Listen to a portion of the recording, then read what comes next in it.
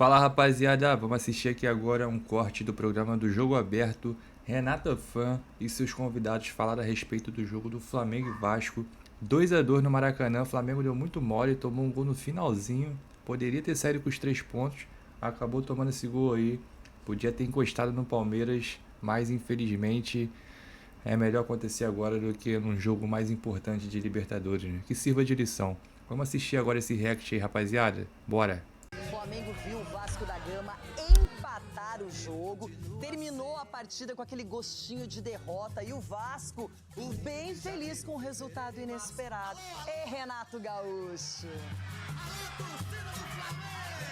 O clássico dos milhões ganhou mais um capítulo daqueles na tarde deste domingo no Maracanã. Pela 14ª rodada do Campeonato Brasileiro, Flamengo e Vasco ficaram no 2-2, em um jogo quente, movimentado e cheio de emoção até o fim. O time comandado por Leonardo Jardim começou com tudo e abriu o placar logo no início. Lino cruzou na área, Pedro ganhou da marcação e soltou uma bomba. 1-0 Flamengo. Aos 25, quase o segundo. Pedro recebeu de Luiz Araújo e bateu de primeira para fora. 3 minutos depois, o Vasco respondeu. Thiago Mendes levantou na medida para Rojas. Varela cortou. Na sobra, Piton mandou para fora. O Cruz Maltino seguiu em cima. Brenner puxou contra-ataque. Tinha opções, mas arriscou de longe e não levou perigo. O Flamengo respondeu à altura. Pedro recebeu de Lino e achou Luiz Araújo. O camisa 7 finalizou e Paulo Henrique salvou o Vasco de calcanhar. Na sequência, Plata obrigou Léo Jardim a fazer grande defesa. O Vasco ainda balançou a rede no fim do primeiro tempo, mas o gol foi anulado por impedimento de David. Já na volta do intervalo, o Flamengo não precisou de muito tempo para ampliar. Pedro invadiu a área e foi derrubado por Paulo Henrique. Após revisão no VAR, pênalti marcado. Jorginho foi para a cobrança e fez o segundo. O rubro-negro teve chances de matar o jogo. Plata e Léo Pereira tentaram, mas Léo Jardim estava esperto. E aí entrou em cena o dedo de Renato Gaúcho. As mudanças do treinador surtiram efeito. Aos 38, na bola parada, Nuno levantou na área e Robert Renan apareceu livre para diminuir. Como que o Flamengo toma um gol desse no meio da pequena área, cara? A torcida Aí, vascaína não tem cresceu no Maracanã. E empurrou o time até o fim. No último minuto, Cuesta cruzou e Hugo Moura deixou tudo igual, 2-2.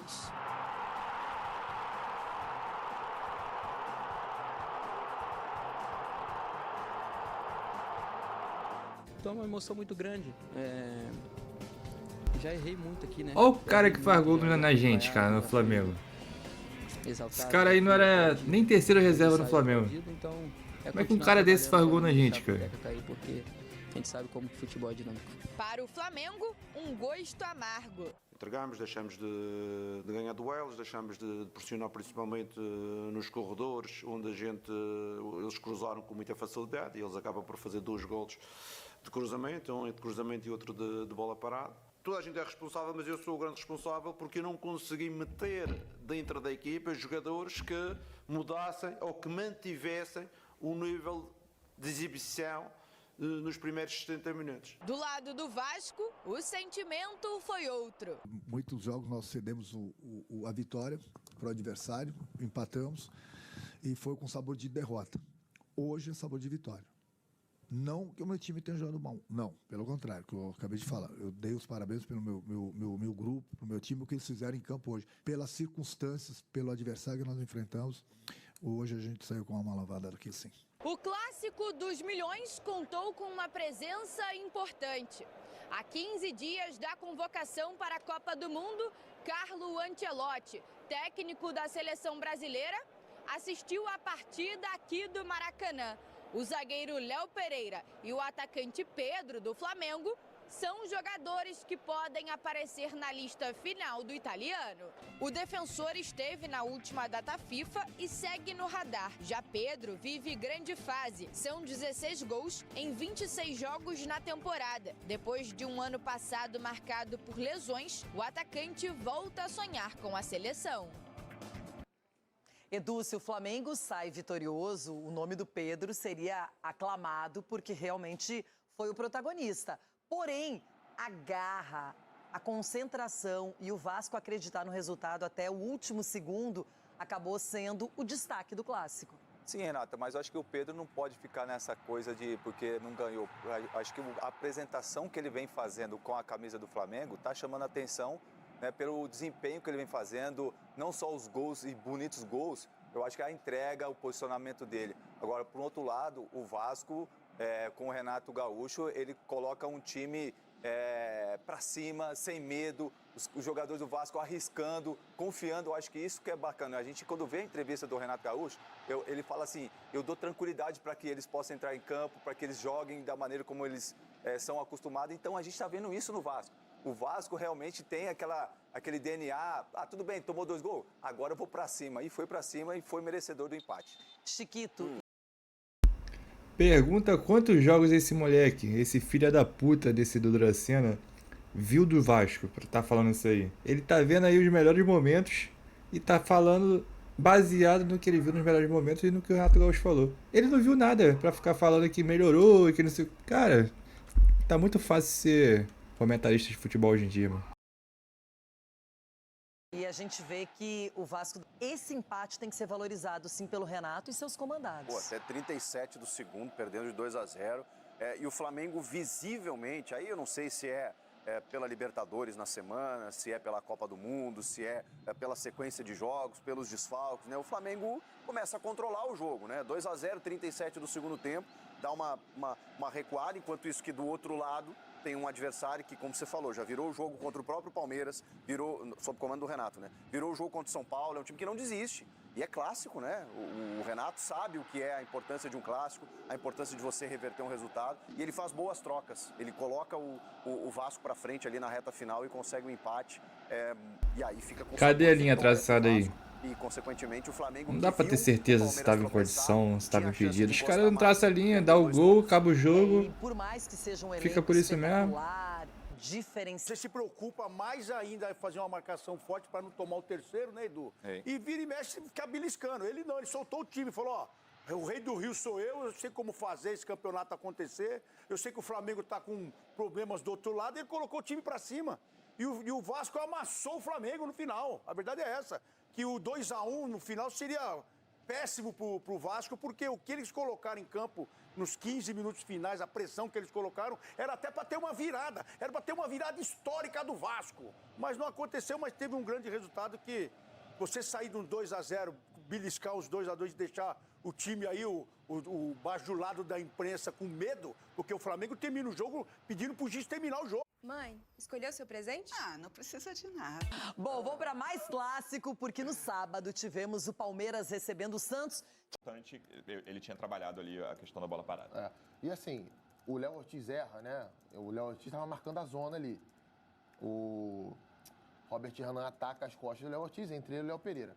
Porém, não dá para eximir o Everton Araújo de erro nesse lance. Porque se a marcação do Flamengo é mista com predominância por zona, né? Então você tem mais jogadores marcando zona, numa linha da pequena área, e 2 ou 3 bloqueando os jogadores. O que esse bloqueio tem que fazer? Muitas vezes não é nem disputar a bola pelo alto. São jogadores que têm força física para chocar com quem vem no embalo na corrida e não permitir com que ele chegue na bola. Cara, o bloqueio do Everton é mole no lance. É mole. É inexistente. Sim, né? O Robert Renan atropela o Everton Araújo. E essa jogada... que a bola vai subir aí, ó. Essa não é uma bola tão alta assim, né? Na hora da conclusão. Mas é um cruzamento. É uma defesa esperando um cruzamento. E mas o Gato Mestre esclarece isso. O gol, que a gente chama de bola aérea para economizar, né? Mas que para eles é gol a partir de jogada aérea. Pode ser de pé também, pode ser com alguém ajeitando de cabeça e o outro escorando.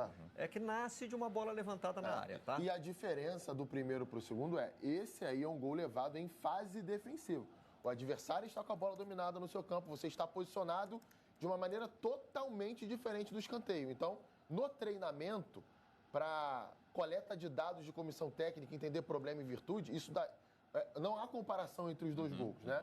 E eu tenho até uma tese para isso.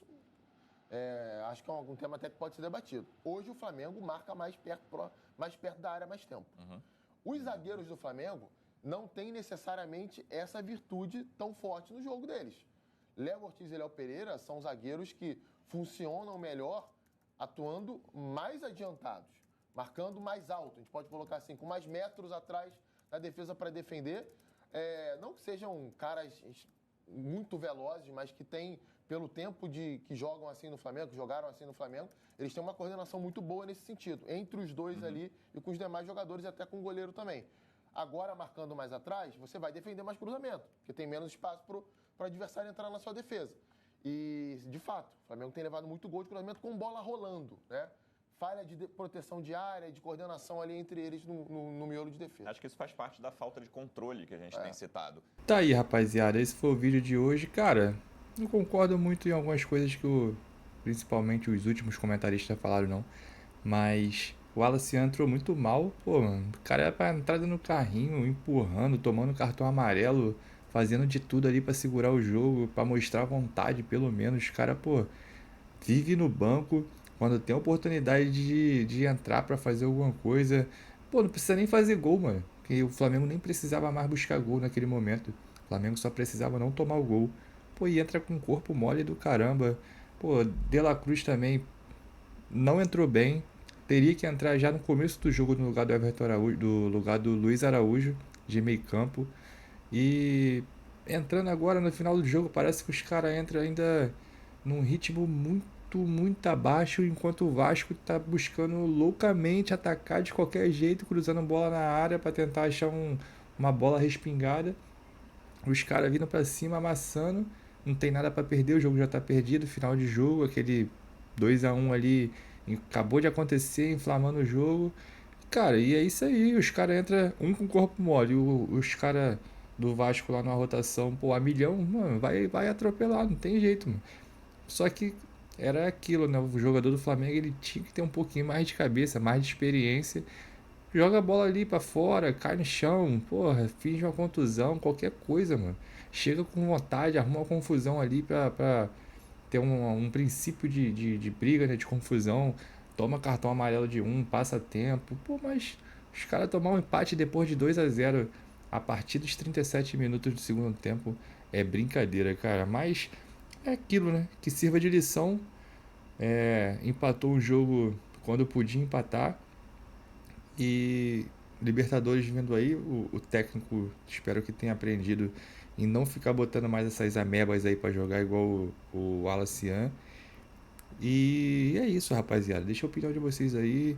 Se o Flamengo vai ser campeão de tudo, se tem condições de ser campeão de tudo, se pode contar com alguns jogadores, se precisa contratar algumas posições específicas. Eu acho que precisa de um lateral esquerdo urgente e precisa tem um centroavante, né? Porque não dá pra contar com Bruno Henrique também, só dá pra contar com Pedro. Bruno Henrique, porra, pelo amor de Deus, faz um jogo bom e 10 é uma merda, que entrou mal demais também. E é isso, rapaziada. Tamo junto, até o próximo vídeo. Valeu geral aí por assistir até o final. Curte o vídeo, se inscreve no canal, valeu? Hypa aí essa ideia pra me dar uma moral. Tamo junto e é nóis.